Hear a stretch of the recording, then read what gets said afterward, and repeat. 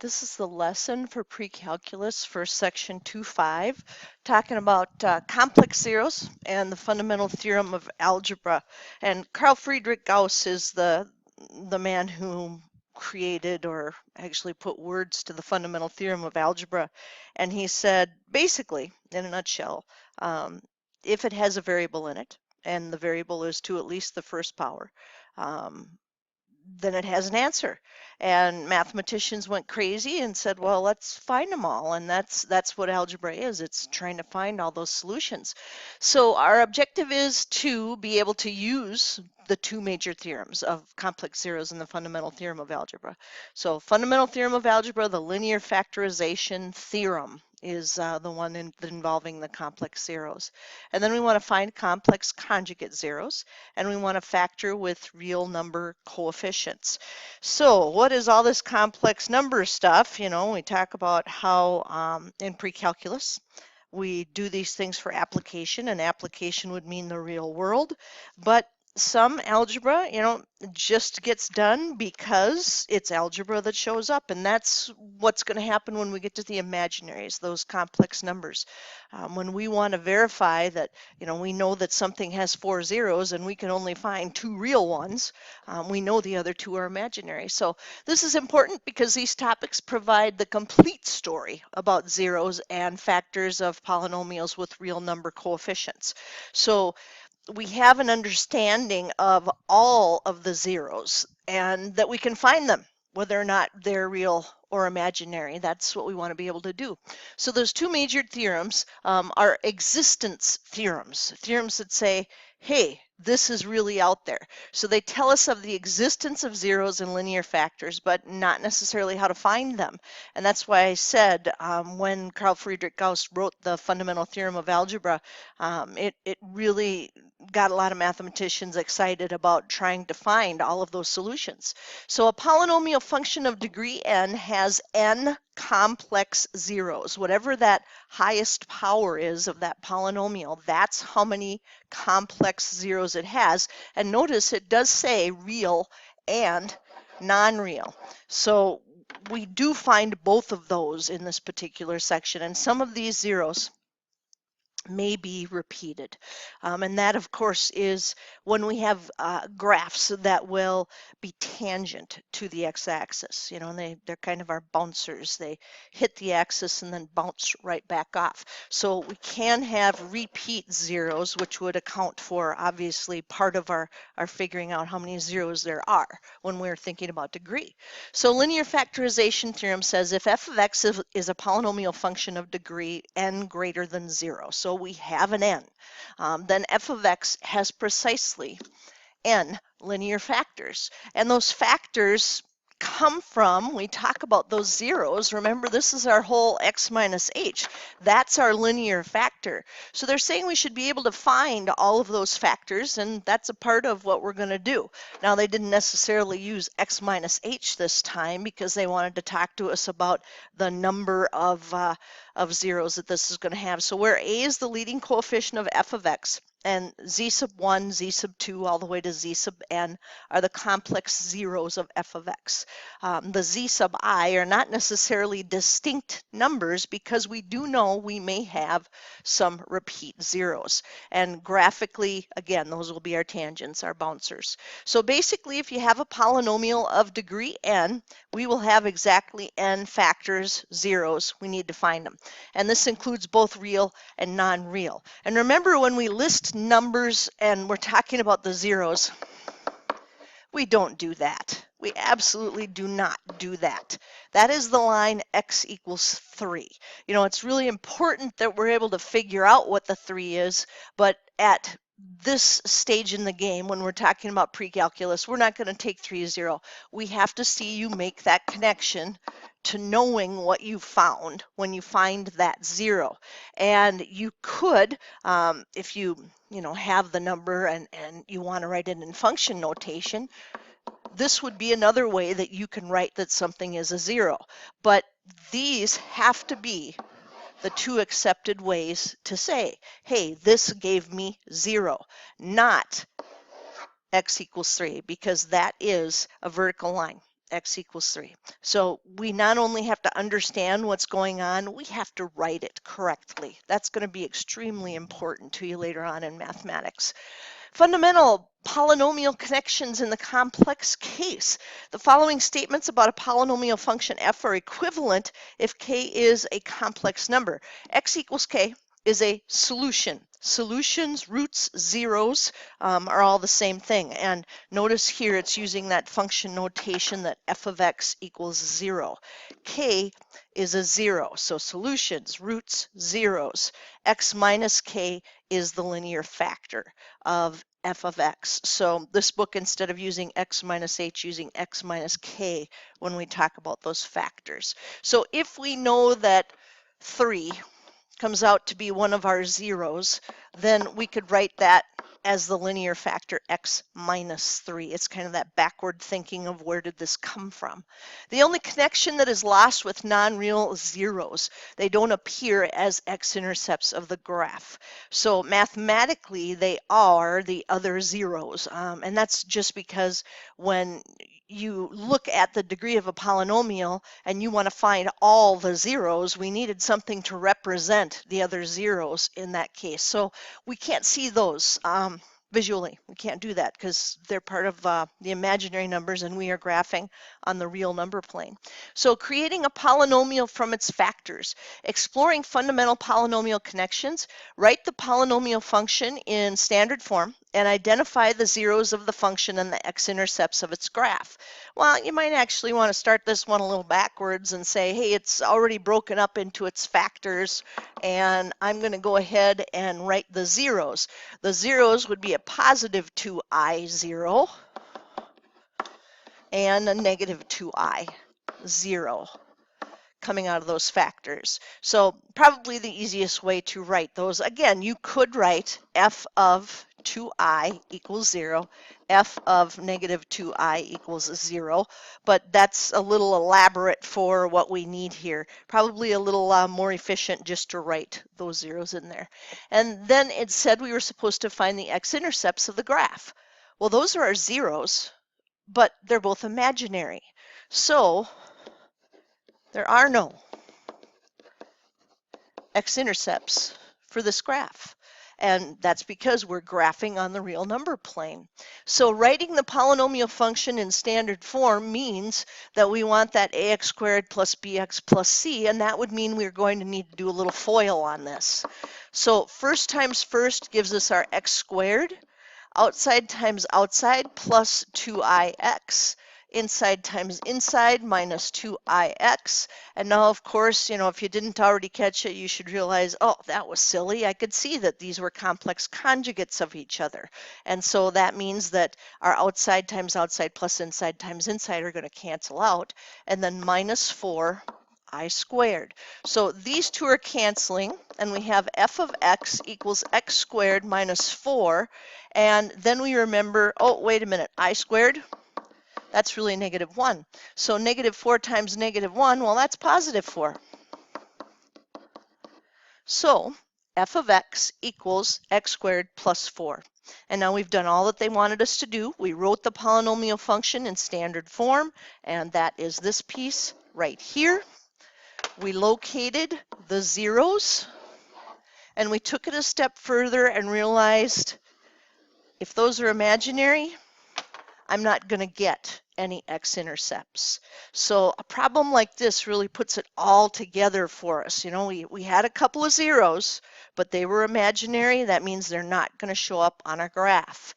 B here is kind of a fun one, and that's because we can find the zeros in the x-intercept business the same way. So we start with our zeros again and say, well, this is going to be 5, so 5, 0.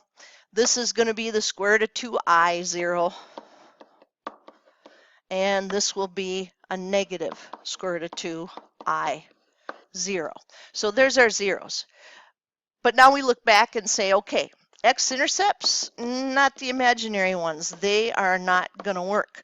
Our x-intercept will be the 5, 0. That's the one that's going to work because that is a real number. The others, isn't going to happen. So we do have our zeros. We've thought through our x-intercepts, and now the really fun part, which is to do the FOIL on some of this. So f of x equals, I'm going to leave the x minus 5 just like it is because we want to do those complex conjugates right away. Those have radicals in them, and if we have a complex conjugate, when we get done foiling this, we're not going to have any more radicals. So we want to eliminate the nasty, harder to work with stuff and just keep it nice. So first times first here will be x squared. I'm not going to bother doing outside times outside plus inside times inside because I see that these are conjugates of each other. In fact, complex conjugates because we have a real and an imaginary part to this.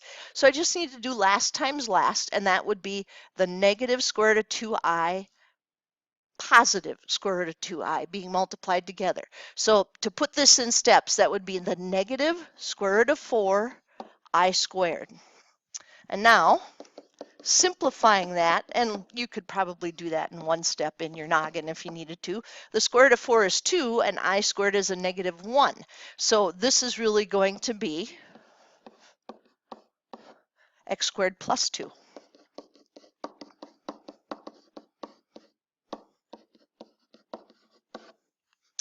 And now we could just do FOIL, or in some cases we might do FIOL, just to get things in standard form.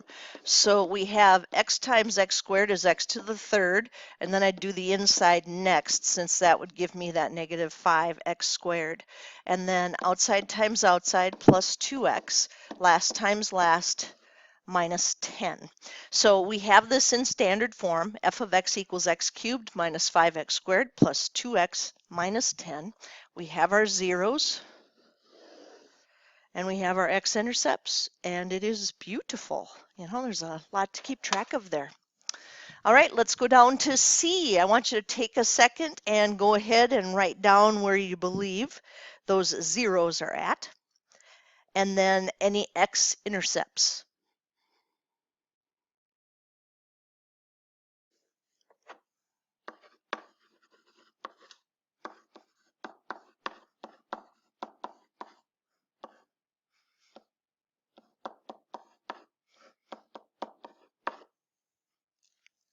So with this one, we see that we actually have a repeat 0. And I wrote it down twice because I'm sure some of you are like, well, should I write it down twice or not? The answer to that would be no, because what we understand is that's a 0 that has a multiplicity of 2. So we would just write that down once. And then we have a couple of imaginary zeros here. Those are our I0 and negative I0, or vice versa, whichever order you put them in. And for our x-intercepts, it's only the real, the 3, 0, that we are interested in, because that's where the graph will cross the x-axis. The other two being imaginary. Now, what we'd want to do with this one, you might want to do this one a little bit differently, because we notice that we have some special stuff going on. First of all, we have this little x minus 3, and it's actually x minus 3 squared pattern in the front. And then in the back, that would be the first place you should start. And that's because you don't want to start distributing anything with all this imaginary stuff. So we might, just to save a little time, go ahead and FOIL those first two, but it's the back portion here that's going to get rid of all the imaginaries, and because they're conjugates, you do first times first, and then you do last times last. So negative I times positive I is negative I squared, and that of course is going to make that x squared plus 1, because we'd have minus a negative 1. So to multiply this, most people are more comfortable with the binomial in front.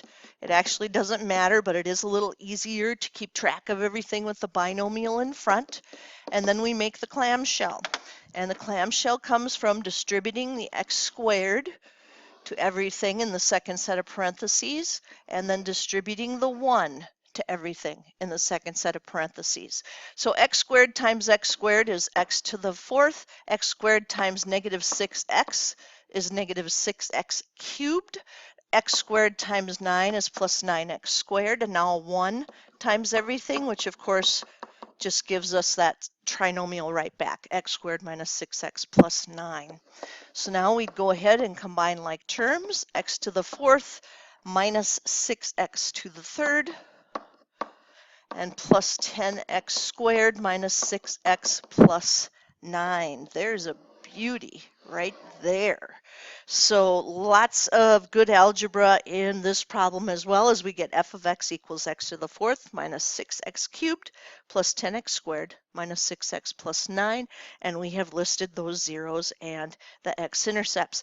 Notice I keep going back to those directions, and that's because in the past people have forgotten to answer part of a question. You always make sure at the end, did I get everything that they wanted me to have in this problem?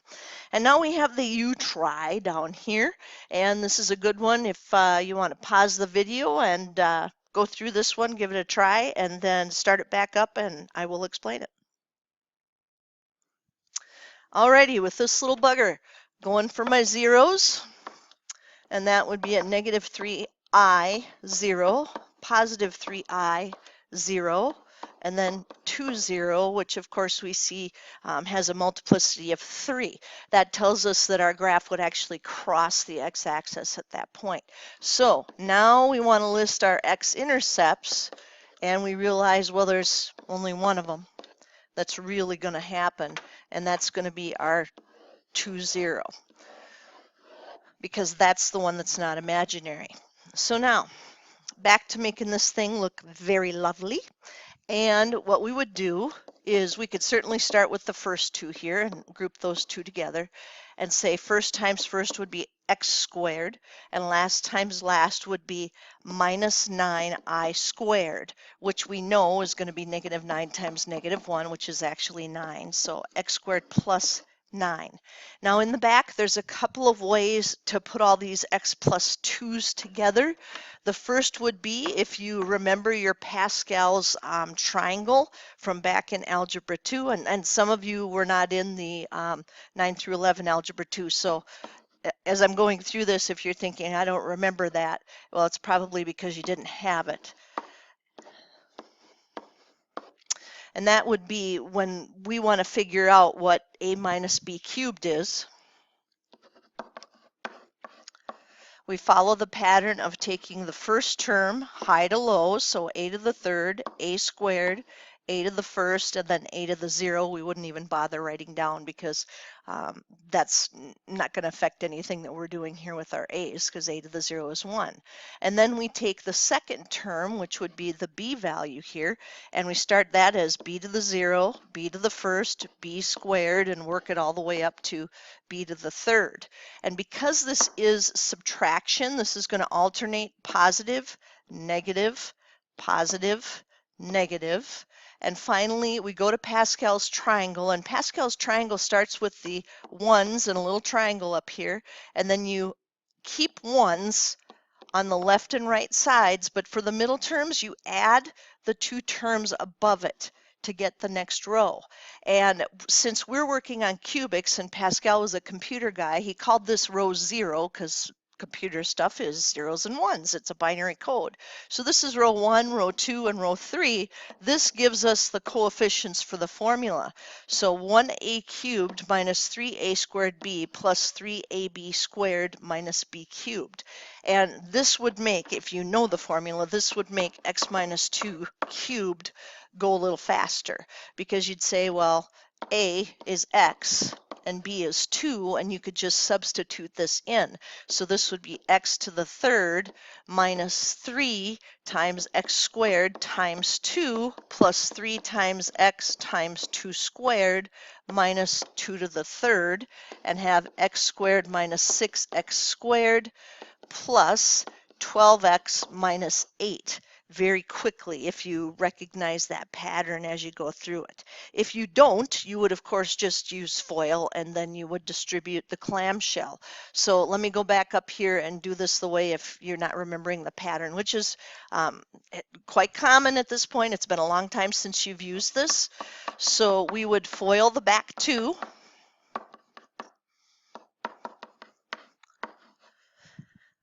And let this little blue portion stay where it is for a little bit. Then we would go ahead and distribute the x through everything in the second set of parentheses, and distribute the negative 2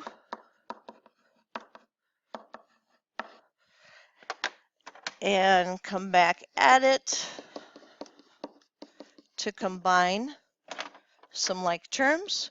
So x cubed minus 6x squared plus 12x minus 8. And if we go back down to what I did with the formula, x cubed minus 6x squared plus 12x minus 8.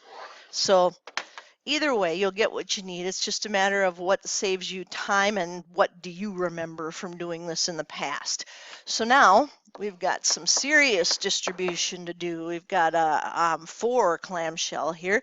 X squared times everything in the second set of parentheses. So x to the 5th minus 6x to the 4th plus 12x to the 3rd. And that would be minus 8x squared. And that's just taking x squared times everything in the second set of parentheses. Now we need 9 times everything in the second set of parentheses. So we'll have a 9x cubed, and I'm going to go ahead and line this up vertically this time, minus 54x squared plus, well, 12 times 9x, 108x, and then we have the 9 times the negative 8, which would be negative 72. All right, well, that's really hard to read. Let me try and get that off there without erasing too much of the rest of this. There we go. All right, so we put her all together and we get f of x equals x to the 5th minus 6x to the 4th plus 21x to the 3rd, because we're adding those vertically, minus 62x squared plus 108x minus 72. Wow, that thing's beautiful. All right, so x to the 5th minus 6x to the 4th plus 21x to the 3rd minus 62x squared plus 108x minus 72. Gorgeous. And we had our zeros and our x-intercepts, and we talked our way through those so that we could see that, yeah, you know, the imaginary is not going to be something we're really going to see. On the next page, the complex conjugate zeros. This says, suppose that f of x is a polynomial function with real coefficients. If a and b are real numbers with b not equal to 0, and a plus bi is a 0 of f of x, then its complex conjugate, a minus bi, is also a 0 of f of x. So what are they getting at here? Conjugates always come in pairs. I mean, the imaginaries are always going to come in pairs. We've got a plus bi. If a plus bi is going to be in there, then a minus bi is going to be in there. And that comes from the quadratic formula. When you think about it, it makes total sense logically from the quadratic formula from this little plus or minus piece here. Because you think, well, where does the imaginary come from? It comes from negatives under the square root. And right in front of that square root symbol, we have plus and minus. So all non-zero, non-real zeros occur in conjugate pairs. So sometimes they'll only give us one. We are expected to know that the other one is there. So creating a polynomial from its zeros, we're going to write them. We've done this earlier in the semester, in fact, just in the first part of chapter 2 there, but we didn't have to deal with the imaginary stuff before. So this lends itself to an extra step. It says find a polynomial function with integer coefficients with minimal degree if negative 5, 3, and 6i are zeros. And as soon as I see this, I'm thinking, oh, they're trying to pull a fast one, because if 6i is there, then negative 6i is there also. And just for fun, I'll name this one g of x, and I go back to what would my factor have to be if my 0 is negative 5? Well, it had to be x plus 5, and then I'd need x minus 3 and x plus 6i and x minus 6i to get those in there. So now the first thing we would want to do is group these two imaginaries together and get that taken care of. And while you're at it, you might as well go ahead and FOIL the first two. X plus 5 times x minus 3. So x squared minus 3x plus 5x would be plus 2x minus 15. And our little imaginaries in the back will give us x squared, outside times outside, inside times inside. Don't even bother with those two. These two are conjugates. But we will get negative 36I squared in the back, which is, of course, negative 36 times negative 1, which is going to give us positive 36. And again, drives people bonkers to have the binomial in the back. Seems to take a little longer to do the math when you do that.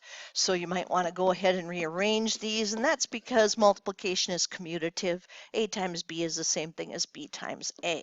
So now we'll distribute the x squared and get x to the fourth plus 2x to the third minus 15x squared, and then distribute our little 36 here and get plus 36x squared plus 72x. Okay, grab the calculator for a second there to make sure that my 540 that I had done in my head was correct. And we take a peek and see if there's anything we can put together to combine like terms. So x to the fourth plus 2x cubed. We do have a couple of squareds here. We've got our 36 minus 15. And so we have 21 x squared plus 72x minus 540. Now that's a whopper. So, like I said, I just labeled this one g of x this time just to do something a little bit different. G of x equals x to the fourth plus 2x cubed plus 21x squared plus 72x minus 540. Beautiful.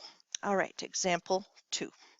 Says finding a polynomial from given zeros, and we have write a polynomial function of minimum degree. Oh, I should mention from the last one, we've talked before about how if it says it has a leading coefficient of 2, you do all the math and you look at it and say, oh, I'll have to multiply everything by 2, or maybe I'm going to divide everything by 2 in order to get that leading coefficient. So we did have the least degree by just leaving it alone and just having those x's in the front. So finding a polynomial from given zeros, write a polynomial function of minimum degree in standard form with real coefficients, whose zeros include negative 3, 4, and 2 minus I. All right, well, if 2 minus I is there, so is 2 plus I. So let's see what this is going to look like, and I'll just go back to f of x for this one. And remember, this comes from the x minus h pattern, so minus a negative 3 would be x plus 3. Or you think backwards, hey, a negative 3 in there would make that 0. X minus 4, and then things get a little weird.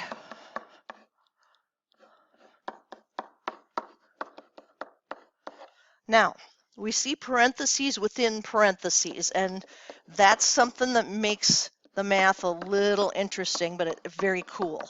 So here's what we'd do first. We'd say, okay, wait a minute. I know I have to distribute that negative or things are going to get out of hand. So this is actually going to be x minus 2 plus I, and this is going to be x minus 2 minus I. Whew. Okay, so how could I make that a little bit easier to multiply together? I mean, just looking at patterns, is there anything I could do to that that would be helpful? Well, let's see. And we notice, hey, both of these have this x minus 2 business going on here.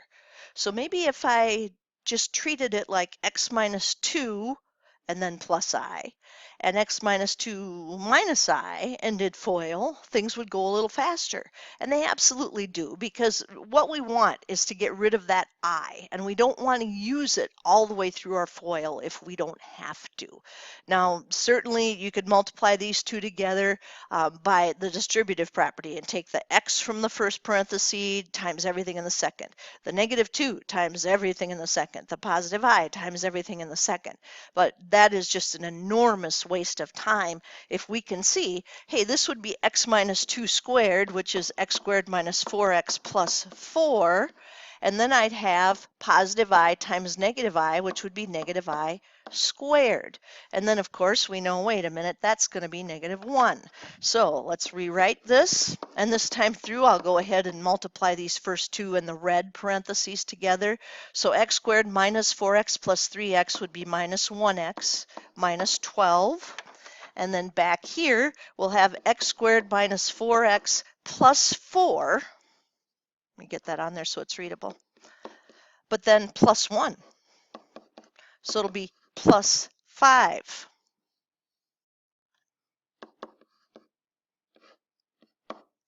When we add that little one on the back. So now, yeah, this is going to take a little more time than the other ones that we did because we actually have a trinomial times a trinomial here, but really it's more of a clamshell, you know, because you can take the red x squared times everything in the second set of parentheses, and that'll give us x to the fourth minus 4x cubed plus 5x squared. Then take the negative x times everything in the second set of parentheses. So negative x to the third plus 4x squared minus 5x. And then take the negative 12 times everything in the second set of parentheses. So now we're here. Negative 12x squared. Ooh, that doesn't look like 12.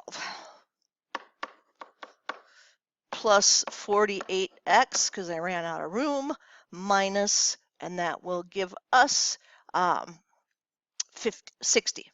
There we go. So it's negative 12 times 5 will give us the 60. So now let's put together any like terms, just combining stuff here. So we'll have x to the fourth, and we only have this negative 4x cubed and negative x cubed. You know, you look through the whole thing, and that'll give us negative 5x cubed. Then we have a 5x squared plus 4x squared, which is 9x squared, and this was minus 12x squared, so 9 minus 12 is negative 3x squared. We have a negative 5x and a plus 48x, so plus 43x, and then we have this minus 60 by itself in the back. So this gigantic problem ends up being f of x equals x to the fourth minus 5x cubed minus 3x squared plus 43x minus 60, which isn't really too bad. Now, is there another way to get all of this done? Absolutely. What you could do is at this point right here, simplify what's in the green, distribute the x minus 4 to everything back here, and get, let's see, that turns out to be a 1, 2, 3, 4 polynomial of 4 terms, and then you could just distribute the x plus 3 to those 4 terms. However you want to organize it, the first steps are right here. You know, reorganizing that imaginary business so that you get rid of that right away. And then however you need to distribute it, getting those things done. All right, next one up is example 3, finding a polynomial from given zeros again. So write a polynomial function of minimum degree in standard form with real coefficients whose zeros include x equals 1, x equals 1 plus 2i, and x equals 1 minus I. So this one, we're going to have a lot of work, but it's just the organization of it that is going to mess people up. So if we have 1 plus 2i, we know that 1 minus 2i is there. And if we have 1 minus I, we know that 1 plus I is there. And that's again because those imaginaries always come as complex conjugates. They're always that way. They're in pairs. So with the 1, that's not a big deal. That's the nice one. We get f of x equals x minus 1. But then we've got a little work, because we have to do x minus 1 plus 2i, x minus 1 minus 2i, x minus 1 minus I, and x minus 1 plus I. We're having space issues back there. All right, so let's see what we can do. We're going to reorder our parentheses by distributing the negatives. So this first one would be negative 1 minus 2i, and then saying, oh, let's just group the x minus 1 stuff together. Next one would be x minus 1, but then a negative and a negative would make that plus 2i, which is great because it helps us see the pattern of the minus 2i and the plus 2i. And then in the back, very similar, x minus 1, and then a negative would give us plus I, and x minus 1 in the back minus I. So two sets of patterns here in the green and in the blue. So just going to let my little x minus 1 hang out for a little while and go ahead and multiply what I have in the green. X minus 1 times x minus 1, that would give us x squared minus 2x plus 1. And that, again, it's the pattern of a binomial squared. If you remember way back when, if we have a minus b squared, that's a squared minus 2ab plus b squared. And most of the time we were looking at that backwards because we were trying to factor a perfect square trinomial and get back to the a minus b squared. So we have that little bugger, and then we have the negative 2i times the positive 2i, which would give us negative 4i squared, which of course we know is negative 4 times negative 1, which is plus 4. And I'm going to go ahead and put that inside these parentheses here. Plus 1 plus 4. Alrighty, and the blue monster in the back is going to be x squared minus 2x plus 1, because again we have that x minus 1 times x minus 1 pattern, and we just went through that exact same thing in the other one. And then last times last will be minus I squared, which will be minus a negative 1, so that's going to be plus 1. So we simplify those.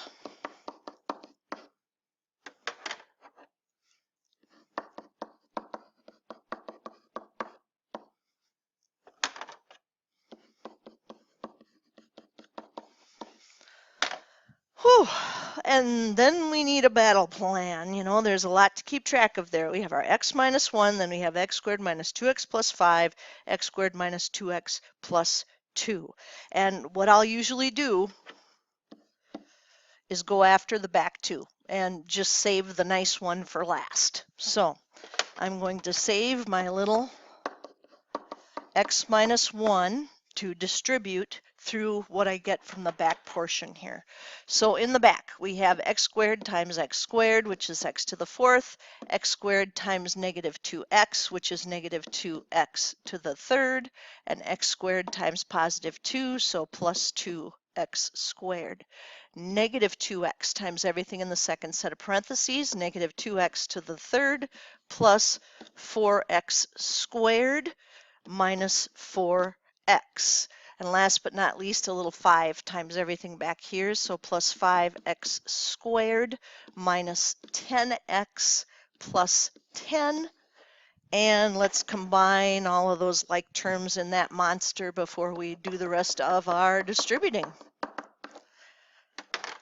Alrighty, let's see what we have. We have x to the 4th minus 4x cubed, because those two are going to go together right there, plus 6x squared plus 5x squared is plus 11x squared.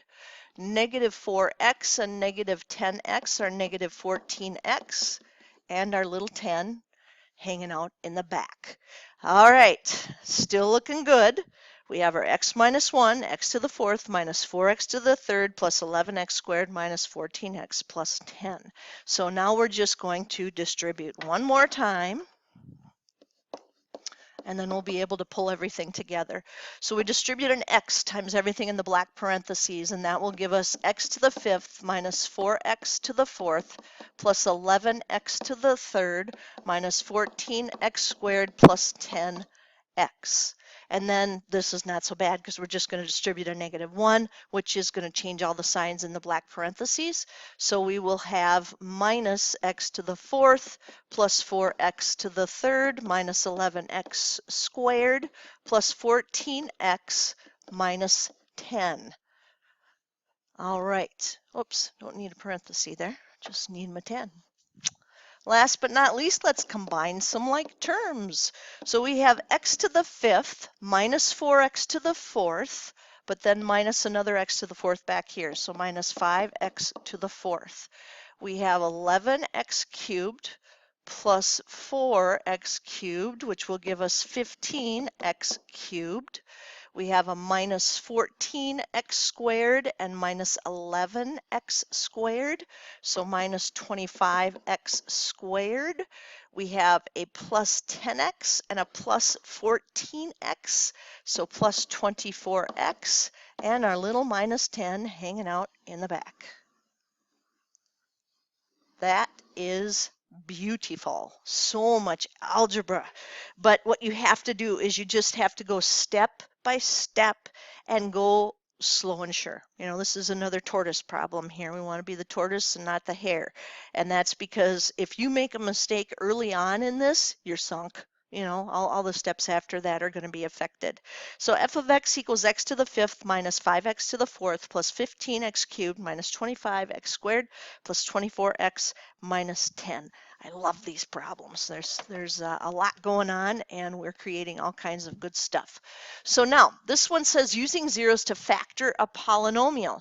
Factoring a polynomial with complex zeros is what we're trying to do here. So it says find all the zeros of f of x equals x to the fifth minus 3x to the fourth minus 5x cubed plus 5x squared minus 6x plus 8. Wow, is that ever a mouthful, huh? So we certainly could start by saying, all right, from the rational root theorem, we could write some possibles. All the factors of 8, so plus or minus 1, plus or minus 2, plus or minus 4, plus or minus 8, over, well, this leading coefficient is a 1. So those are our possibles, and like I talked about before, back in the day, we actually had to just try all of those and see if we could find any that worked. But nowadays, we use the graphing calculator to narrow down the search. So I'm going to pause for a second to get the smartboard up here with the smart emulator.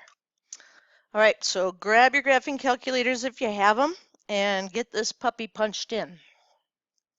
We have f of x equals x to the fifth minus 3x to the fourth minus 5x to the third plus 5x squared minus 6x plus 8.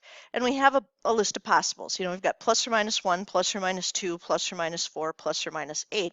And this thing has 6 terms. So we don't know how to factor stuff with 6 terms. So we're going to have to hit a zoom 6 and hope that we can see some of these so that we can get this down to something that we can use algebra to factor. Looks pretty good for -2. Looks pretty good for 1 and 4. So let's check it out. Second table.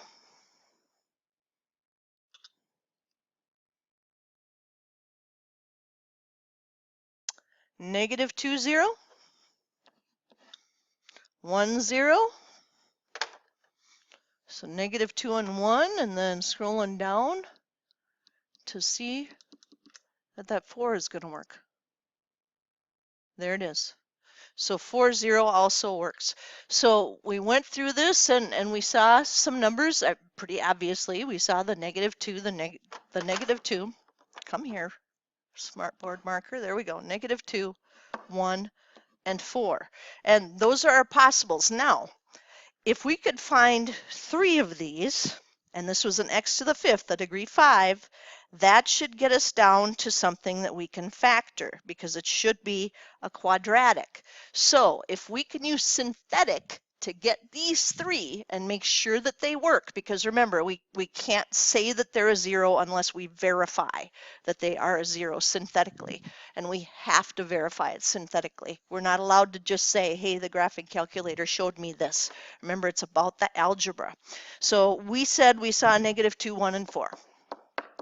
And it doesn't matter which of these we start our synthetic with. I guess I just usually get the negative out of the way right away.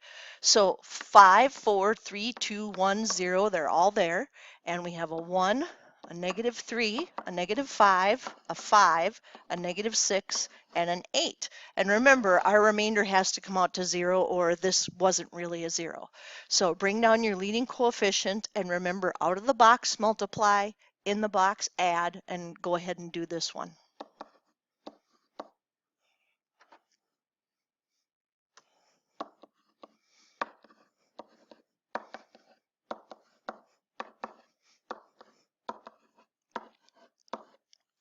All right, -2 is a go. We verified that synthetically.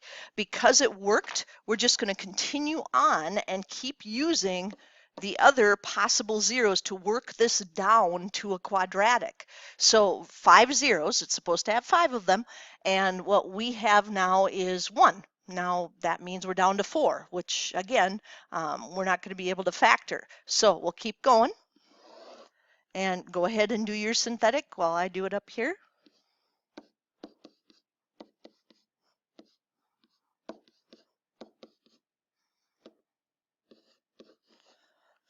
Good news, the 1 also works. Because it is working, we're going to keep going with the numbers that we have and work this down.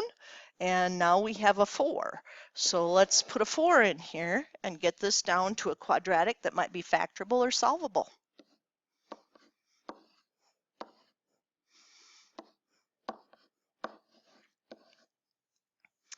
So our 3 zeros so far, -2, 1, and 4, those are all verified. Those are all working here.